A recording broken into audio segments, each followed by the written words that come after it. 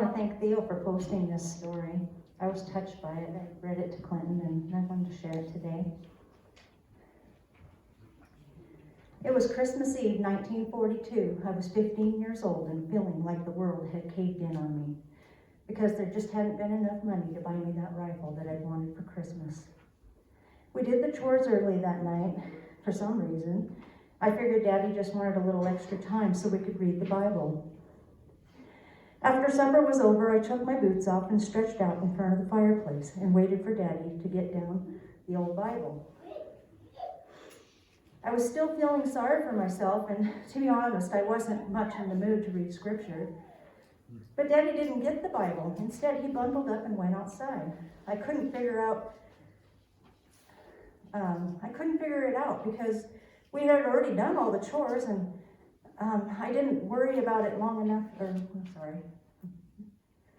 we'd already done all the chores. I didn't worry about it long though. I was too busy wallowing in my self-pity. Soon he came back in, and it was a cold, clear night out there, and ice was on his beard. "Come on, Matt," he said. "Bundle up good. It's cold out tonight." I was really upset then. Not only was I getting the rifle for Christmas, now he was dragging me out in the cold, and for no earthly reason that I could see. We'd already done all the chores, and I couldn't think of anything else that needed doing, especially not on a night like this. But I knew he was not very patient at one dragging one's feet when he had told them to do something, so I got up and I put my boots back on and got my coat. Mommy gave me a mysterious smile as I opened the door to leave the house. Something was up, but I didn't know what. Outside, I became even more dismayed. There in front of the house was the work team already hitched to the big sled. Whatever it was we were doing, or were going to do, wasn't going to be a short, quick little job, I could tell. We never hitched up the sled unless we were going to haul a big load. Daddy was already up in the seat, reins in hand. I reluctantly climbed up beside him. The cold was already biting at me. I wasn't happy. When I was on, Daddy pulled the sled around the house and stopped in front of the woodshed. He got off and I followed. "I think we'll put on the high sideboards," he said. "Here, help me." The high sideboards, it had been a bigger job than I wanted to do with just the low sideboards on, but whatever it was we were doing, it was going to be a lot bigger with the high sideboards on. Then Daddy went into the woodshed and came out with an armload of wood. The wood I'd spent all summer hauling down from the mountain, and then in the fall sawing into blocks and splitting. What was he doing? Finally, I said something. I asked, "What are you doing?" "You been by Widow Jensen's lately?" he asked. Mrs. Jensen lived about 2 miles down the road. Her husband had died a year or so before and left her with 3 little children, the oldest being 8. "Sure, I'd been by, but so what?" "Yeah," I said. "Why?" "I rode by just today," he said. "Little Jakey was out digging around the woodpile trying to find a few chips. They're out of wood, Matt." That was all he said, and then he turned and went back into the woodshed for another armload of wood. I followed him. We loaded the sled so high that I began to wonder if the horses would be able to pull it. Finally, he called a halt to our loading. Then we went to the smokehouse and he took out a big ham and a side of bacon. He handed them to me and told me to put them in the sled and wait. When he returned, he was carrying a sack of flour over his right shoulder and a smaller sack, something in his left hand. "What's in the little sack?" I asked. "Shoes. They're out of shoes." Little Jakey had just gunny sacks wrapped around his feet when he was out in the woodpile this morning. I got the children a little candy too. It just wouldn't be Christmas without candy. We rode the 2 miles to Mrs. Jensen's pretty much in silence. I tried to think through what Daddy was doing.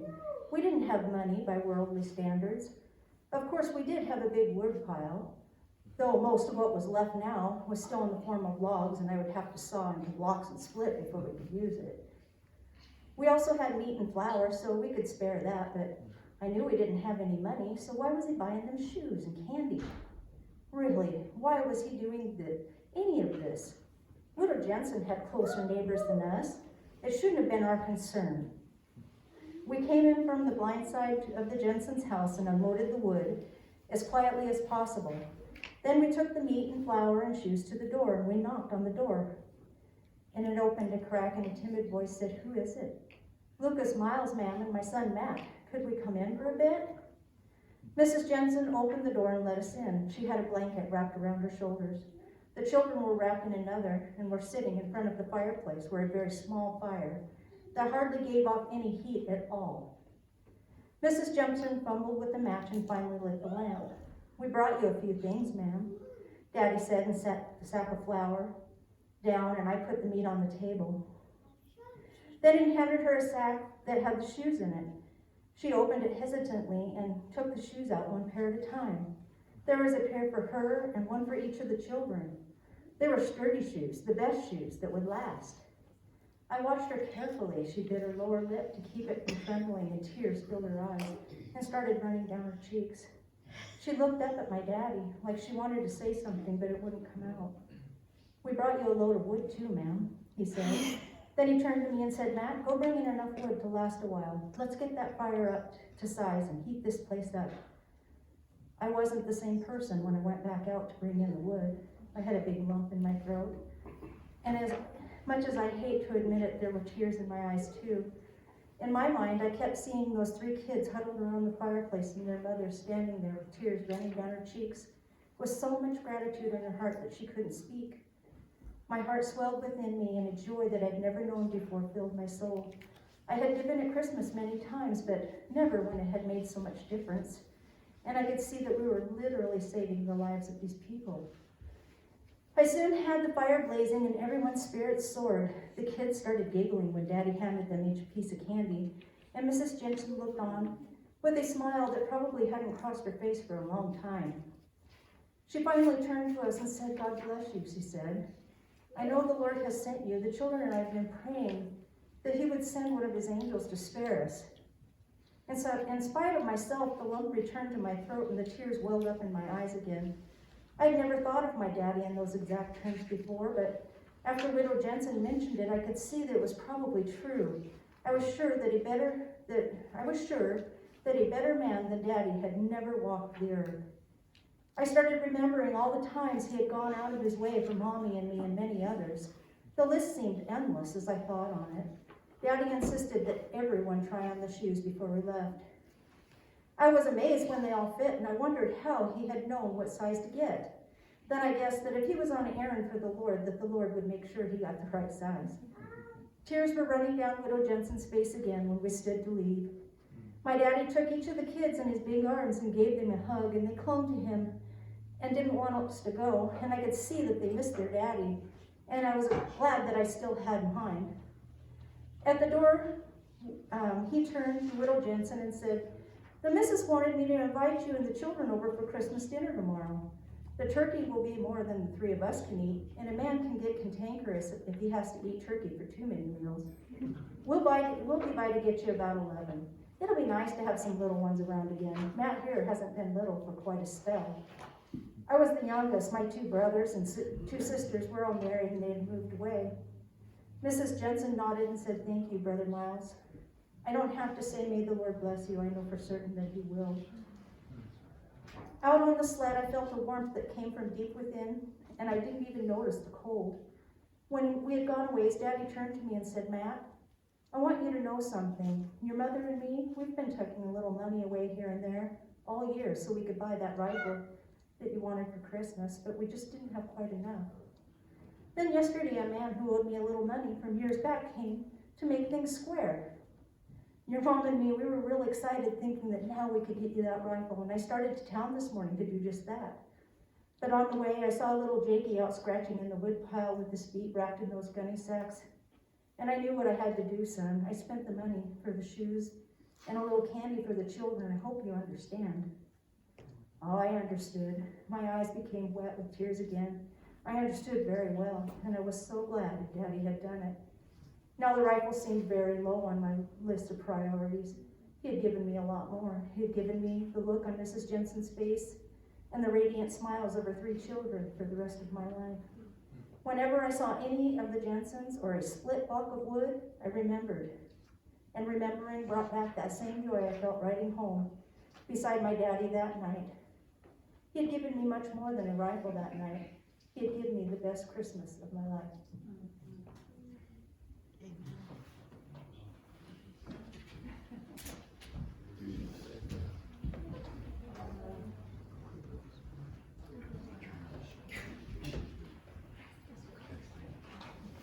Hard to sing past that lump in your throat.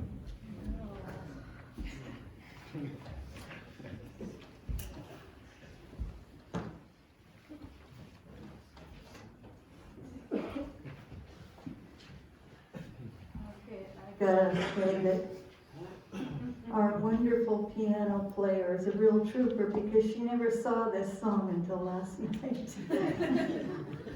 Don't listen to the mistakes. Okay.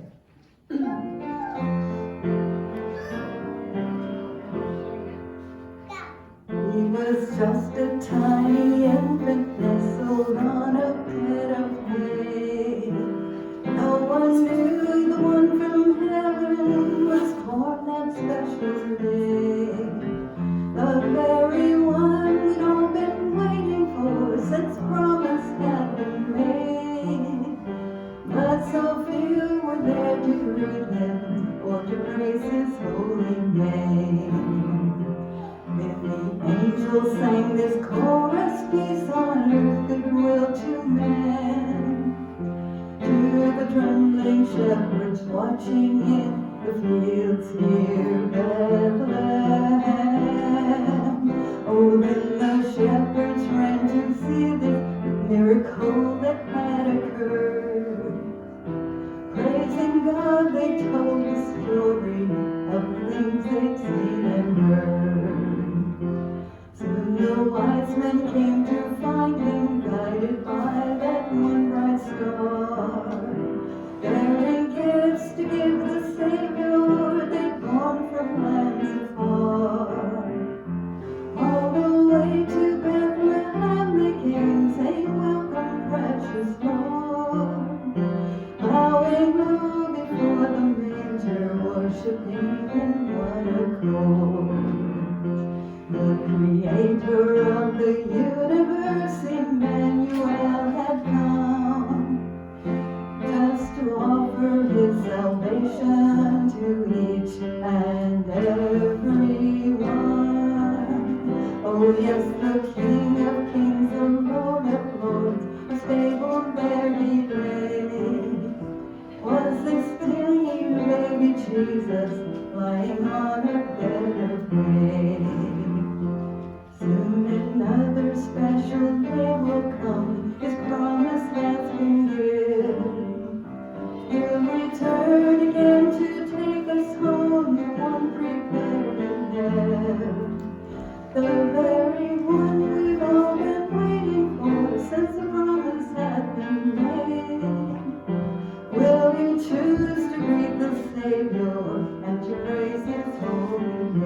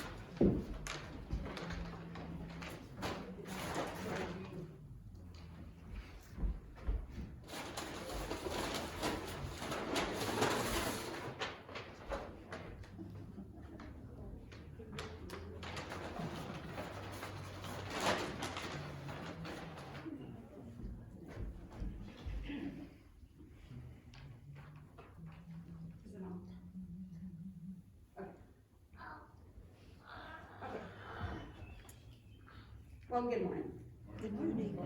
And kids, I know you probably haven't had your favorite Christmas yet. I want to tell you about my favorite Christmas.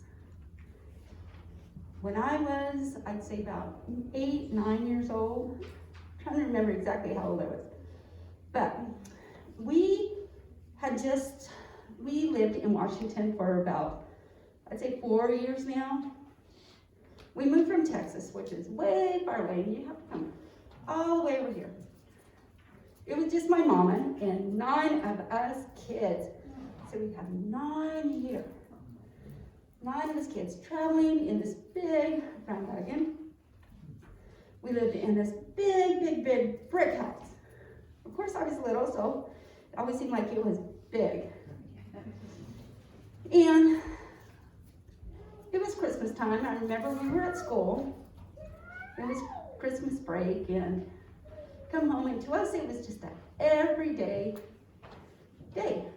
We did not have the fancy Christmas tree. We didn't have the poinsettias, the lights. It was just an everyday Christmas, everyday Monday, Tuesday, Wednesday, Thursday, Friday. It was just like that. My mama worked across the street. There was a hotel. She would work there some days, and then other days she would work at the hospital down in the basement in the nursing home. She did that for quite a while, and of course she had 9 of us kids. We had my brother Frank, my sister Hope, my brother Jose, my sister Lupe, myself, Jane, my little brother Sam, it's Rose and then Sam, and then we have Martha and Timothy, the little baby. 9 of us. But we had so much fun because we always played together. We always had somebody to play with, somebody to talk to.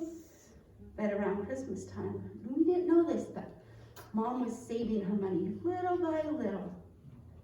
She told us one of the coworkers at the hospital took her to the store and said, you know what, you kids might need something. So she did the sneaking. Night before, I remember we just, like I said, had our rice and beans and tortillas that Mom would always make. The next morning, she promised us atole and chocolate. Oh, yum.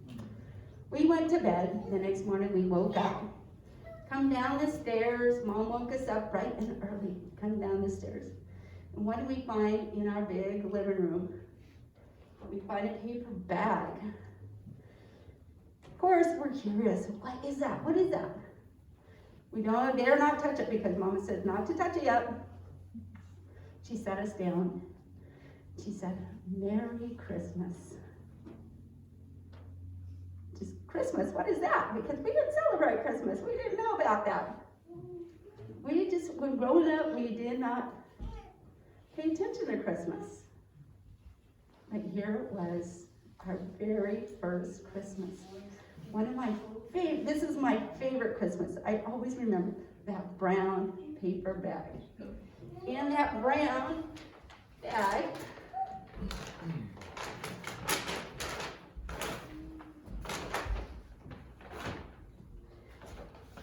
we found an orange.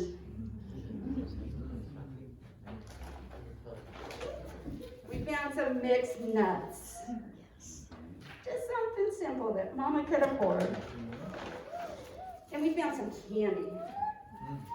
This is this candy that I got when I was little. We had this candy that it was round and it had zigzag, and it was the best candy because it was our first candy. And of course, being a young 8-year-old kid, we got our first Barbie doll. One of the Barbie dolls that was amazing, but it's one of the stiff Barbies. You move its arms and it stays like this. You move its legs and it stays up. It sits. the weirdest way you could. But to this day now, my kids get an orange, and we get nuts, and we get the candy. So that reminds us of our very first Christmas with our mom. So children, you may come up and grab a bag, and adults, now is our time for our offering. We can go ahead and come on up and give back to the Lord.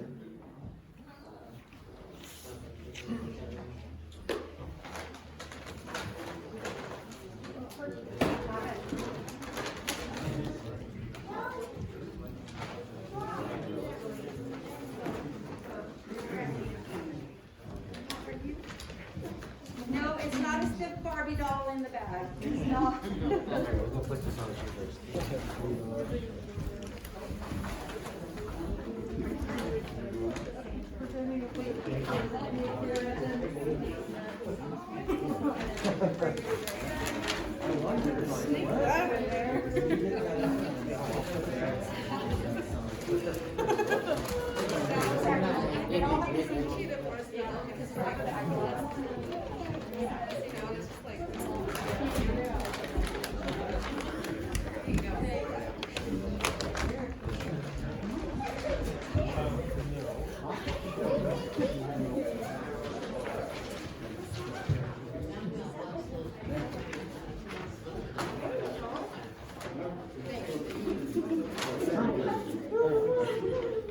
Where'd she go? She stole my everything. Come on through.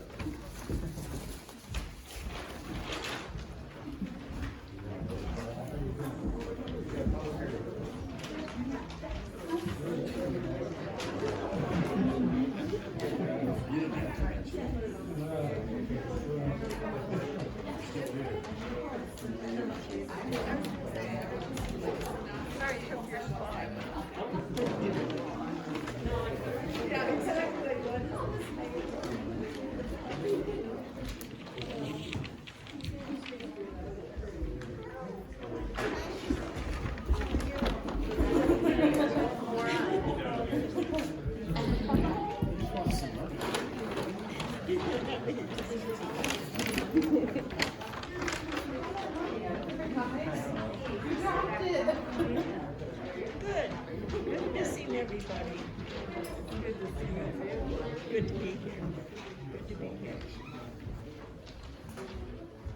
More paperwork. Awesome.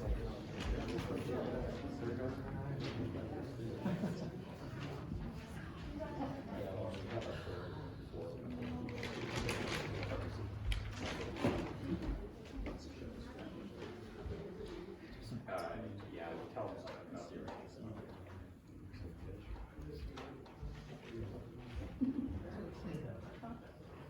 Hello? Not yet. Yeah. Hello. All right.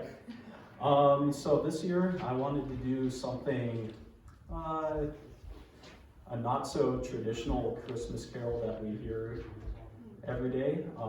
So I looked in the hymnal and tried looking for, I guess, not so popular Christmas hymns, and I found two.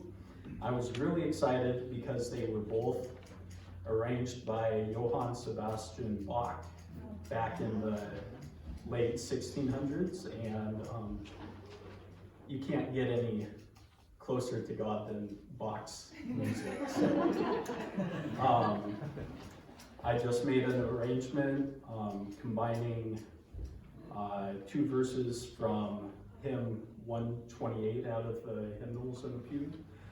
It's called "Break Forth, O Beauteous Heavenly Light," and the other one is "O Jesus Sweet," hymn 134, if you're interested. So, yeah, that's the arrangement. The first hymn is at the beginning and the end.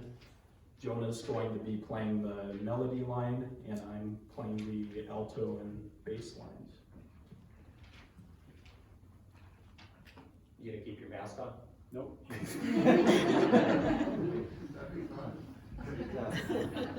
I've tried it, it doesn't work.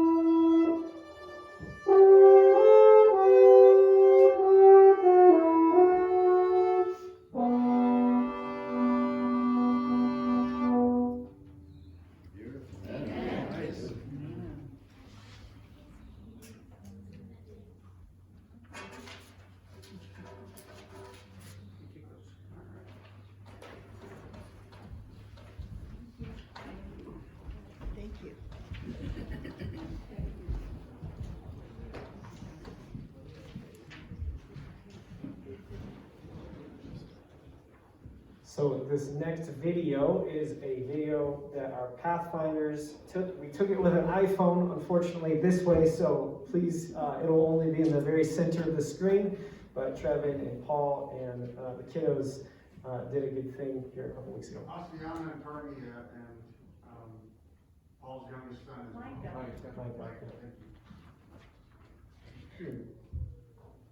A man was going down from Jerusalem to Jericho and fell into the hands of a robber. I want your money. I want your money. No! I want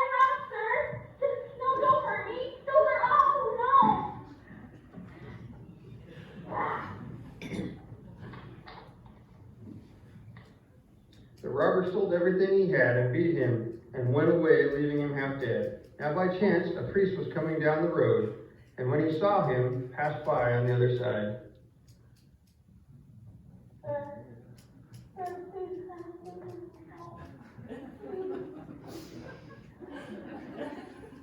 Likewise, a Levite, when he came to the place and saw him, passed by on the other side. No. No.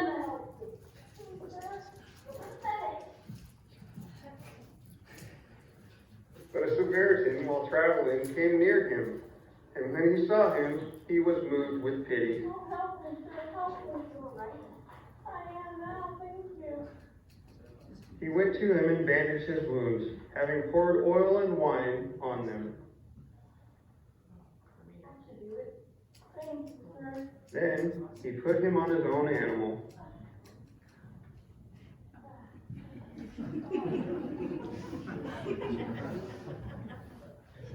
The Samaritan took him to an inn to take care of him. Hello. Hello. What may I do to help you? This man has been injured. Please take care of him. I will. Thank you very much.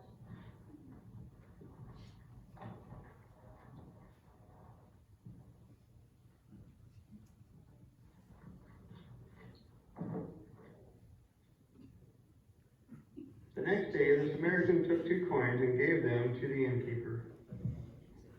Hello. Hi. Good to see you again. What is this for? Please take care of him. When I come back, I will repay you whatever more you send. You're so kind. Thank you. I certainly will. You're very welcome.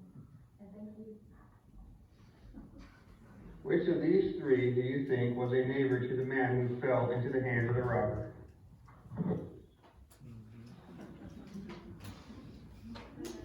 That was good.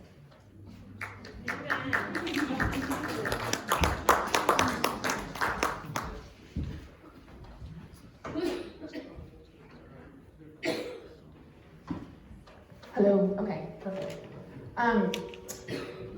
Man, okay, first of all, I was laughing through that whole thing, that was great.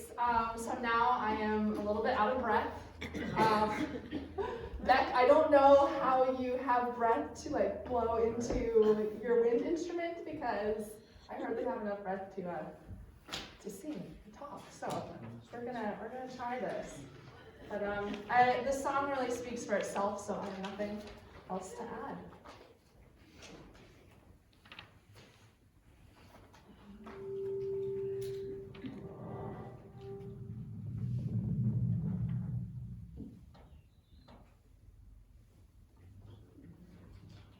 It won't fault you if you need to pull your mask down or breathe. It really is okay. Love incarnate, love divine, star and angels gave the sign. Bow to babe on bended knee, the savior of humanity. Unto us a child is born, he shall reign forevermore. Noel, Noel, come and see what God has done.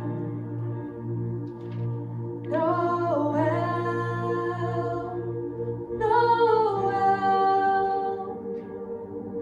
the story of amazing love, the light of the world, given for us. Noel.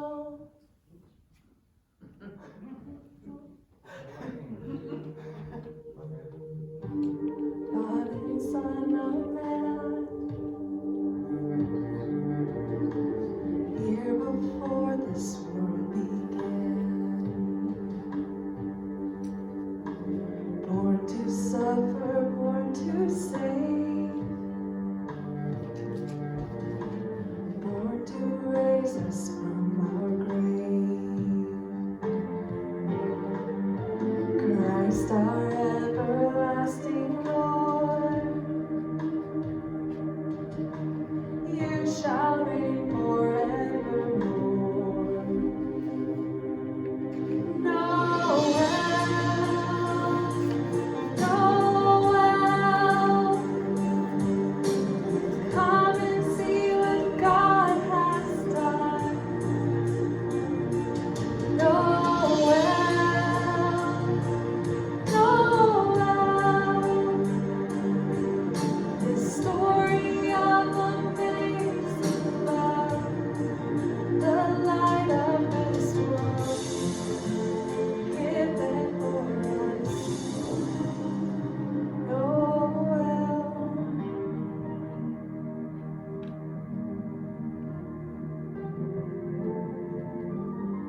For unto us a child is born, unto us a son is given. And the government will be upon his shoulders, and his name will be called Wonderful, Counselor, Mighty God, Everlasting Father, Prince of Peace.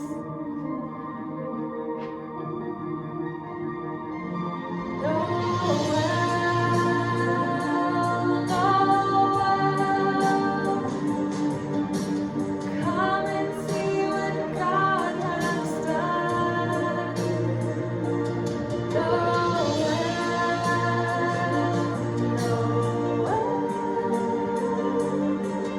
This story's such amazing love, the light of this world, given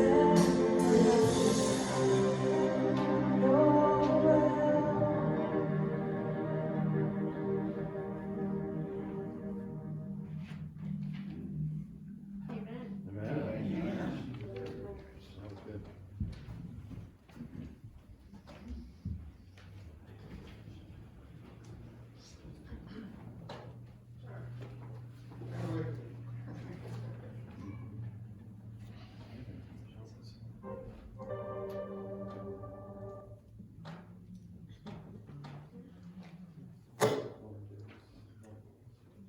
The author of this story is Lee Strobel. Some of you will recognize that name as someone who used to be a famous investigative reporter, an editor, a story writer. The story is entitled The Case for Christmas. A newspaper man goes digging for the facts. You will be amazed at how much we do know about that time in Bethlehem. When people learn that I am a writer with a pendant for the facts, they tend to ask a lot of questions. This time of year especially. Was there really a census that took place in Galilee at the time of Christ's birth? Was there really a King Herod? And would he really have tried to do something as terrible as kill all the children under the age of 2 in Bethlehem? How do we know? What kind of evidence is there that an unusually bright star burned in the night sky? Could it really have guided 3 wise men to the city of Bethlehem to visit the divine child, said to have been born in a manger there? I have a calling of sorts to track down hard answers about the great questions of the Christian faith. From archaeologists to theologians, to philosophers, to historians. I have interviewed the most respected experts in these fields and beyond, and have crisscrossed the country dozens of times to do that. My aim? To find out the hard truth. What really happened? What differentiates verifiable church history from religious folklore? Not that biblical issues have always been my beat. I began my career as an investigative reporter and as a legal affairs editor at the Chicago Tribune. Whether it was talking to the witness of a crime no one else had thought to question, or spotting a stray piece of evidence at the scene of a shooting that the police had somehow overlooked, there was nothing I liked better than getting the hard facts of a case. You could almost say it was my religion. Then something very odd happened in my own life. One day my wife, Leslie, a person I considered every bit as level-headed as me, announced she was becoming a Christian. A Christian? I had nothing against Christians. They were generally nice people. They hadn't heard, however, about the scientific revolution, and they needed to cling blindly to a childish idea of a benevolent creator, an omnipotent puppeteer in charge of their daily lives. Well, no one's perfect. But my wife? A Christian? After the initial shock wore off, I decided there was only one way to make sense of my wife's conversion. I'd investigate Leslie's new faith with the same tenacious way I investigated the details of a drive-by shooting or a fraudulent corporate accounting scheme. I'd break it down fact by fact until I got the truth. Surprise? The deeper I got into investigating the case for Christianity, the more convinced I became that I was the one who had been living in a world of illusion. To no one's greater shock than my own, I had no choice but to assent to those truths and ultimately to become a Christian myself. Me, Mr. Facts. But I didn't stop being the inquisitive person I was when I came to my faith. Just the opposite, in fact. My identity as a reporter became even stronger. I considered the reporting I've done since I left my job at the Tribune, in books like The Case for Christ, The Case for Faith, and The Case for the Creator, to be the most important of my career. Which gets me back to the questions I tend to get asked this time of year about the Christmas narratives in the Gospels of Matthew and Luke. Back in my newspaper days, these Christmas stories struck me about as believable as a Santa Claus and his elves camped out at the North Pole. No adult could take this major stuff seriously. But as it turns out, and as I show in my latest book, The Case for Christmas, people have plenty of solid evidence for believing that the gospel writers are dependable reporters of truth, factual events, and not spinners of religious myth. One of the arguments against the Christmas narratives and the Gospels in general is that we can't take them seriously as historic records. Nonsense. There is considerable evidence that Matthew, Mark, Luke, and John were meticulously honest about everything they reported. 3 of these men were, in many ways, the last people in the world that one would pick to tell these stories. As Dr. Cle Elum, author of The Historical Reliability of the Gospels, told me, Mark and Luke weren't even among the 12 disciples. Matthew was, but as a former hated tax collector, he would have been the most infamous character next to Judas Iscariot.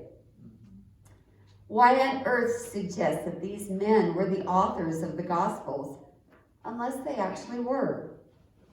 Moreover, the 4 gospel writers were not nearly as distant from the events of Christ's life as I'd long been led to believe. Because of the book of Acts ends before Paul's martyrdom, we can assume that Paul himself was still alive at its writing. This means that Acts must have been written before AD 62, the year of Paul's death. Since Acts is a sequel of the Gospel of Luke, then Luke must have been written previously. And as Luke uses sections of the Gospel of Mark, that means that Mark was written still earlier. What's more, most of the writings of the Apostle Paul, which also affirm the deity of Jesus, can be dated even closer to Christ's death in AD 30 or 33. To put this all in perspective, the earliest biographies of Alexander the Great weren't written until more than 400 years after his death, and they are generally considered reliable. By the standards of ancient history, that makes the Gospels the equivalent, as Bloomberg put it to me, of a news flash. How about those questions about the census, King Herod and the Star of Bethlehem that I mentioned earlier? Well, let's take them one at a time. Biblical archaeologist John McRae explained to me that the discovery of an ancient census records has shown that the Roman authorities did indeed call on citizens of the empire to return to their hometowns to be counted, just as Luke describes at the time of Christ's birth. It makes perfect sense that a young couple, Mary and Joseph, would have set out for Bethlehem, Joseph's ancestral home. King Herod, he did indeed exist, though ancient historians make no mention of the slaughter of the innocent children described by Matthew. McRae, however, gave me a reason. Herod the Great was a bloodthirsty king. He told me he had killed members of his own family, a madman killing everybody who seems to be a potential threat to him. That was business as usual for Herod. In other words, in the violent world of first century Galilee, such an event might not have been especially newsworthy. The Christmas star, according to astronomer Hugh Ross, was probably a phenomenon known as a recurring nova, a star that suddenly increases in brightness then grows dim, all within a few years or even a few months. Novae are sufficiently uncommon, Ross said, to catch the attention of observers as alert and well-trained as the Magi must have been. Most novae explode only once, but a few undergo multiple explosions. This, he says, might account for Matthew's description of a star as appearing, disappearing, and then appearing again. Although others have proposed that the Bethlehem star was a comet or unusual conjunction of planets, certainly Ross's hypothesis is a reasonable explanation. When I became a believer, I didn't stop being the person I was, a person who valued the truth above all else. I had never imagined that it was possible to be a facts man and a Christian. Truth be told, the mystery of faith involves much more than just a simple reading of the facts. It calls us out of ourselves into a world that is greater and better than our wildest imaginings. But at the same time, that doesn't mean that we have to abandon our respect for the facts to enter the world of faith, to seek the evidence of things unseen, as Paul puts it. If I want evidence of that, all I need to do is look at my own life's journey. I would love to hear an account of Lee Strobel in the days that we're living now. Christmas blessings to you all.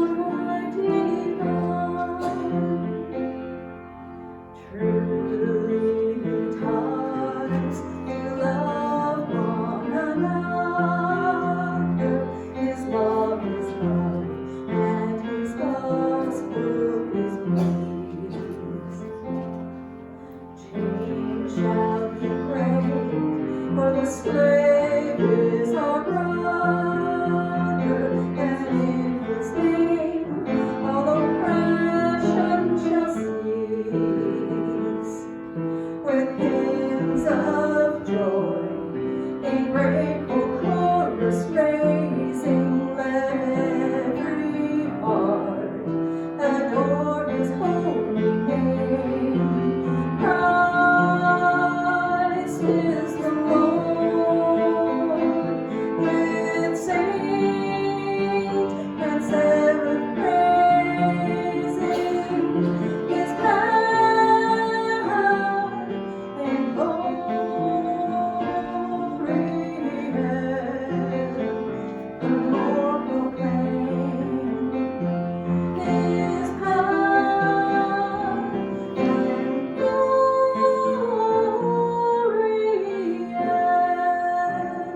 evermore proclaim.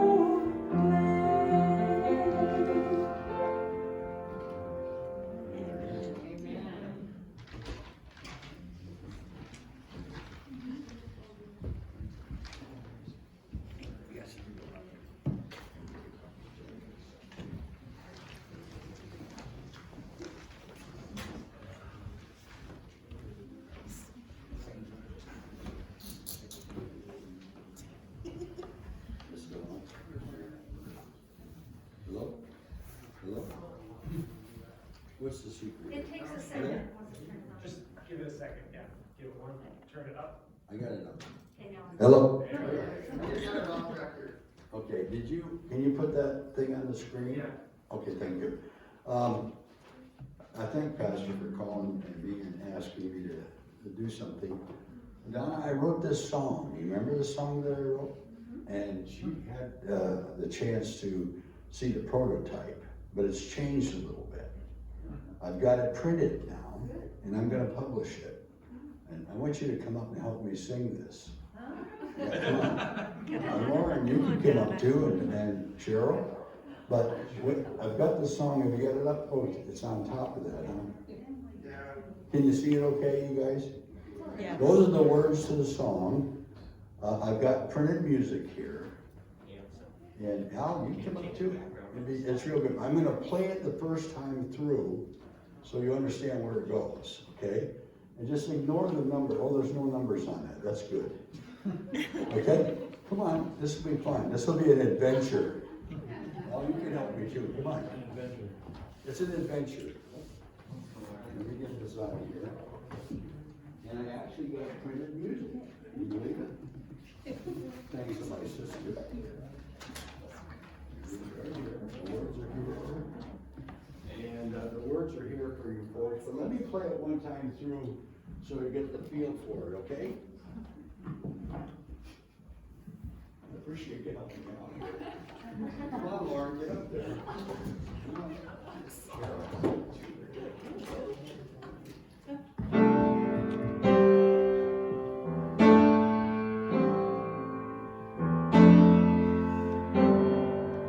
This is the introduction, that's all.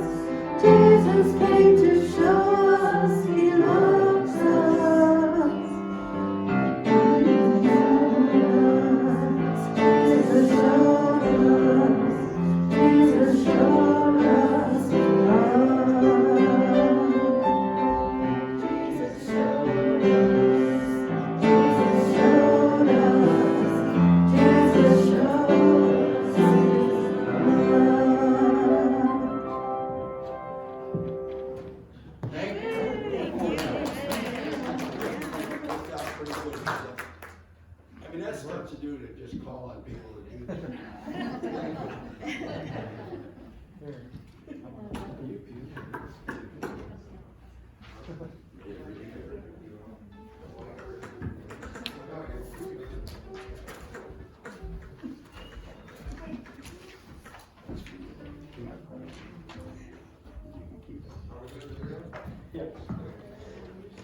So if I get, fired next week, I heard all of you singing, and I'll just say it was worth it. All right.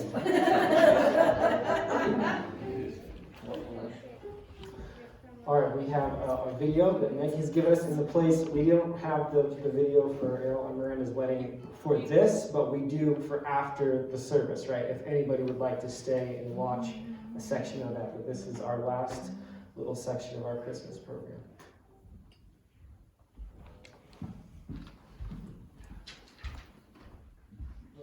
Story from the Highway Patrol days. I simply call this my Christmas Eve. The hour's late, should go to bed, near midnight I believe. But memories keep me wide awake this snowy Christmas Eve. Yes, memories of my kids moved on, each has their separate life. And how the holidays have changed since angels took my wife. The toys, the food, the Christmas cheer. My wife would bear the load because I would work most holidays, state trooper on the road. Just sitting in my easy chair, so many years retired, I reminisce on times gone by and all that has transpired. Of all the many happenings that seem to come to light, a multitude of them occurred right on this very night. A drunken woman in Iraq who died on Christmas Eve leaves memories of a tragic case most people can't believe. I had to drive to where she lived to tell her next of kin. Found the rundown mobile home she had been living in. The person answering the door, I still recall today, a little girl about 4 years old. She said, "I'm Sue McKay." I asked her if her dad was home and felt the longest pause. She said, "My daddy ran away." "You must be Santa Claus. My mommy said you'd come tonight if I just stayed in bed and bring a pretty doll for me." It's what my mommy said. I broke the law that Christmas Eve, did not call child's care. They'd merely put her in a room and that I couldn't bear. I picked her up and took her home. My wife tucked her in bed and wrapped the pretty doll for her, just like her mommy said. Adopted by a loving home and soon they moved away. I won't forget that Christmas Eve and little Sue McKay.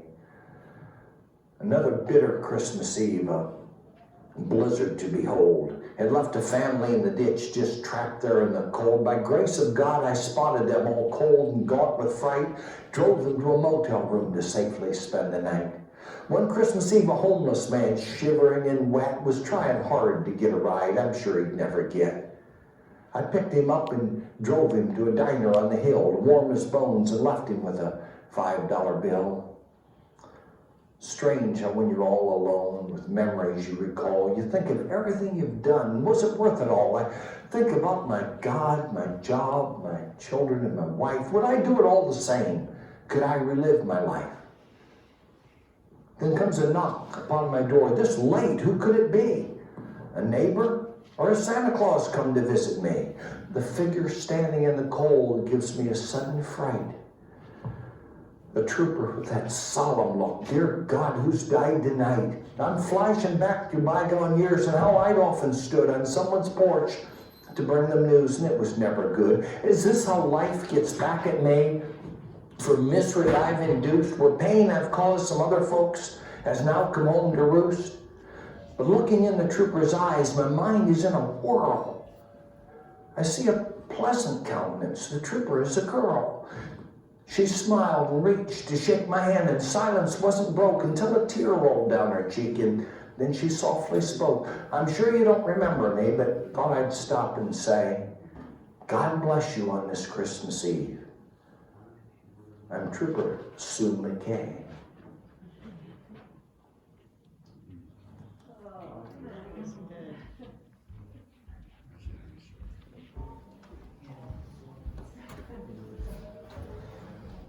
All right, thank you everybody who contributed and who just showed up today to worship with us. Let's have a closing prayer. Lord, thank you so much for coming here and again being born Thank you that we can rely on that, not just because, thank you that there are facts that point to that, but also, Lord, that you still live. You can have that presence within our hearts, and that can speak truer than just about anything in this world. So just thank you so much for that. We just ask for that to continue. Help us to remember you first and foremost during this Christmas time, no matter if it's a happy time or a sad time, Lord. Thank you that we have you. Thank you that we have you to look so forward to one day. We love you. Amen. Amen. Again, thank you, everybody. Have a happy Sabbath and a wonderful Christmas. You too.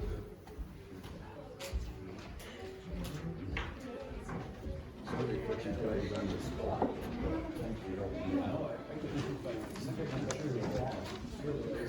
And if anybody's interested in watching your old friend's wedding, we'll be showing that maybe 15 minutes from now. We'll talk for a little bit. Okay. Awesome.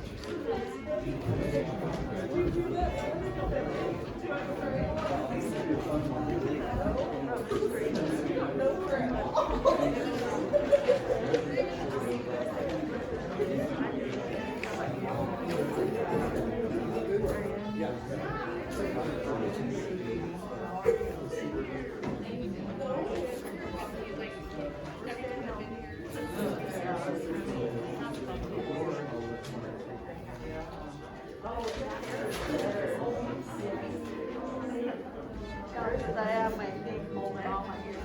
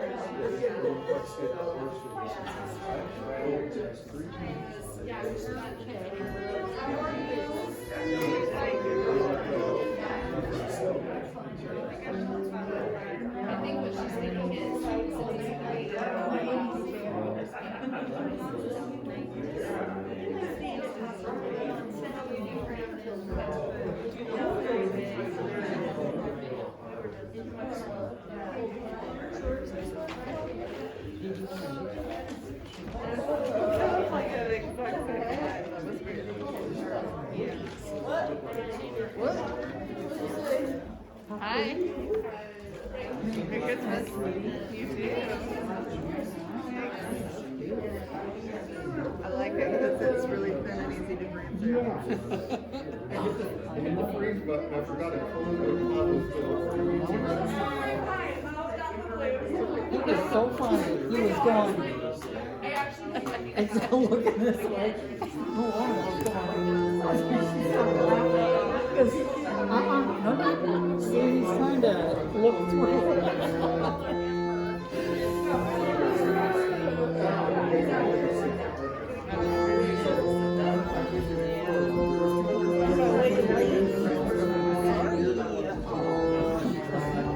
Hey, how are you?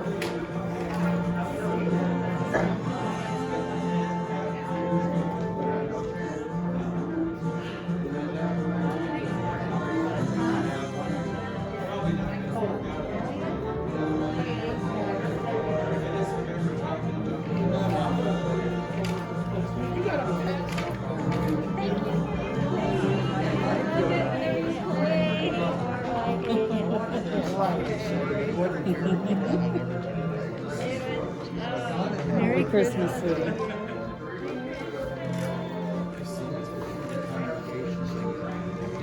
Yeah, you know, and it was capture. It's still, you know, going in my head. So, yeah. Hey, you got a very nice voice. I didn't hear you sing before. You need to sing my song. Oh. I'm going to have this. You know, my Sarah girl, I begged her to sing it.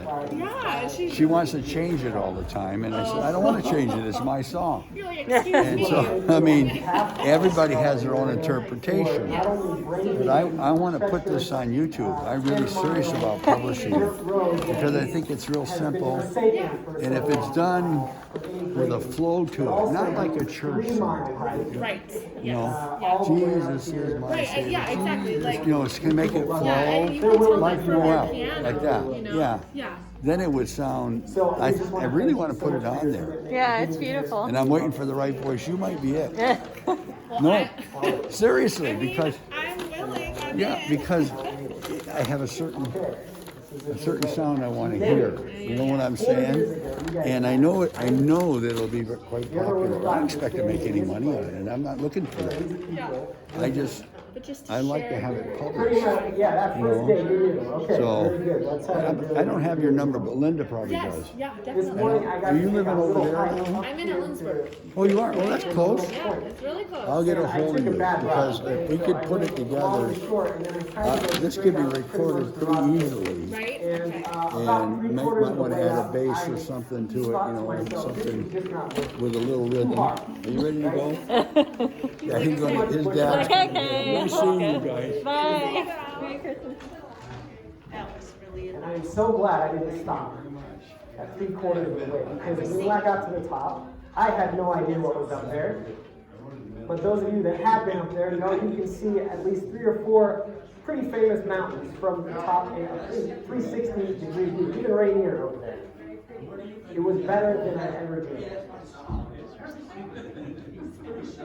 Marriage is the most difficult thing you'll ever do until you have children. So I hear. I don't speak from experience. I've never had kids, but loving somebody else is the most difficult thing you will ever do. Many people see marriage, this thing that we're doing today, as the end. The old ball and chain, right? It's the end of an era. And when we go to the Word of God, when we go to the Bible, we actually see something quite the opposite. We see that this is a beautiful beginning that you two are on right here. It's the start of something. Throughout the Bible, God depicts himself as the husband, and especially in the Old Testament, we see that Israel, or his people, is the wife, his bride. And usually we look to the Old Testament about that, and we don't really go to Revelation, because Revelation is full of nasty beasts and scary things, right? But at the very end of Revelation, the second to the last chapter in the entire Bible, has one of the most beautiful scenes in this entire book. I'm going to read from Revelation chapter 21, verse 1 through 5, okay? It says this. It says, "Then I saw a new heaven and a new earth. For the first heaven and the first earth had passed away, and the sea was no more. And I saw the holy city, New Jerusalem, coming down out of heaven from God, prepared as a bride adorned for her husband. I heard a loud voice from the throne saying, 'Behold, the dwelling place of God is with man. He will dwell with them, and they will be his people, and God himself will be with them as their God. He will wipe every tear from their eyes, and death shall be no more. Neither shall there be mourning, nor crying, nor pain anymore, for the former things have passed away.' And he who is seated on the throne said, 'Behold, I am making all things new.'" Now that is actually the depiction of the ultimate wedding day.